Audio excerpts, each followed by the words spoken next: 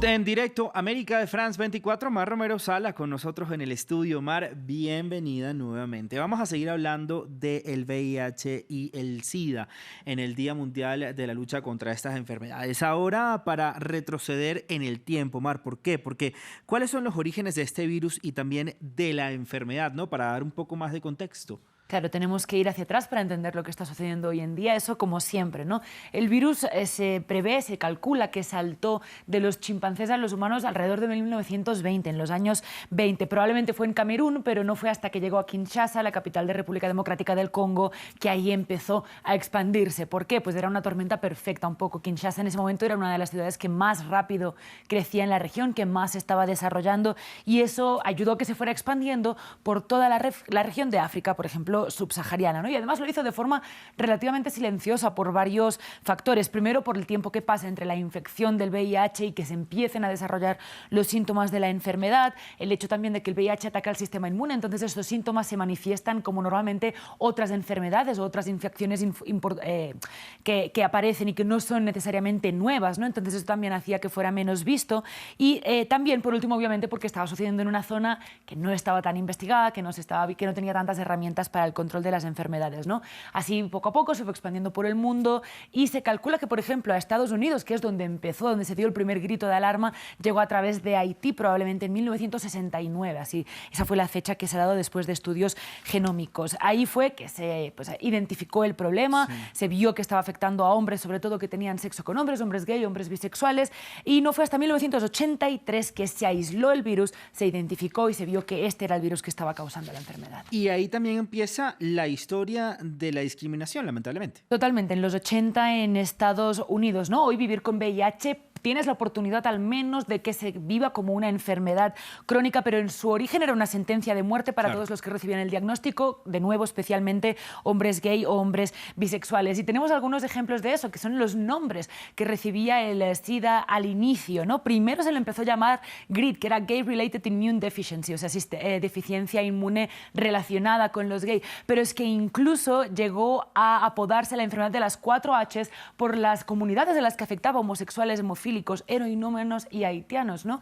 Exacto, ¿no? Como además nos da muchas pistas sobre los factores sociales y de transmisión que estaban afectando a estas comunidades, precisamente unas comunidades que nadie quería mirar, y por eso fue que tardó tanto en desarrollarse algo de lucha contra el SIDA. Por ejemplo, en Estados Unidos, Ronald Reagan, que era el presidente, tardó 5 años entre que se detectó primero este virus y pues que él pronunció la palabra SIDA, AIDS. Es decir, pasó todo ese tiempo también en la lucha, ¿no? Que empezó a darse fondos, ¿no? La primera lucha que hubo contra el SIDA fue con uñas y dientes de la comunidad LGBTI, de los hombres, pero también de las mujeres y todas esas pues personas que acompañaron a estas personas en esas primeras luchas, cuando ya había miles y miles de muertos en Estados Unidos. Muy dura la situación con los enfermos en esa época, y un estigma que también dura hasta el día de hoy, Mar.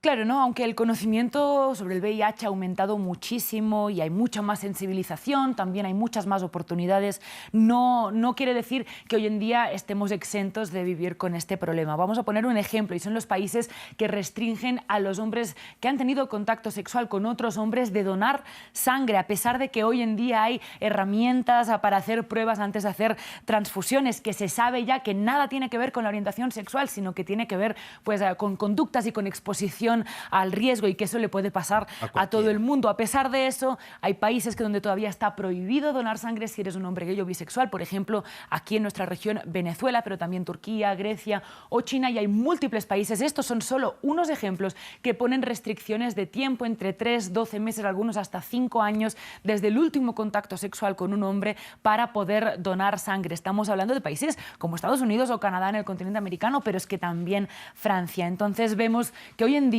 todavía acarreamos esos pesos de la discriminación que se vivió antes y que se vive también, como nos decían desde Brasil, en ese informe de Valeria Sacone hoy en día. Y seguimos en actualidad y le pregunto en qué situación estamos. Sí, para ir terminando, vamos a hacer un repaso de las cifras generales, ¿no? Sabemos que hoy en día más de 38 millones de personas viven con el VIH en el mundo. 1,5 millones, 1,5 millones de personas se contagian cada año. Es decir, hoy en día seguimos hablando de unas dimensiones totalmente pandémicas, sí, y que además causa 650.000 muertes, aunque podrían ser más, podrían llegar hasta las 800.000 cada año también. Pero además, muy importante, un cuarto de las personas que están contagiados de VIH no reciben tratamientos, precisamente estos tratamientos que hoy en día existen, aunque no exista la cura, existen muchos tratamientos como los antirretrovirales que ayudan a que esta enfermedad no se contagie, que ayuda a que no se transmita o que ayude también a vivir muchos más años con esta enfermedad como si fuera una enfermedad crónica que ya no es esa sentencia de muerte. Sin embargo, pues no llega a todo el mundo. ¿Y también por qué? Porque hoy en día las comunidades más afectadas siguen siendo comunidades que el mundo no quiere mirar. Por ejemplo, todas las personas que viven con esta enfermedad en África subsahariana, también de nuevo comunidad LGBTI o trabajadores sexuales en todo el mundo en realidad. Entonces, bueno, siguen siendo este problema y yo creo, al menos esa es mi opinión, que este hecho de que sean estos los afectados hace que sea mucho más lenta la investigación y el avance. Así es, Mari, pues nada, como siempre el llamado a cuidarnos, a la prevención, evidentemente usar nuestros métodos pues, que estén a nuestro alcance para, exacto, la información y pues a hacernos la prueba.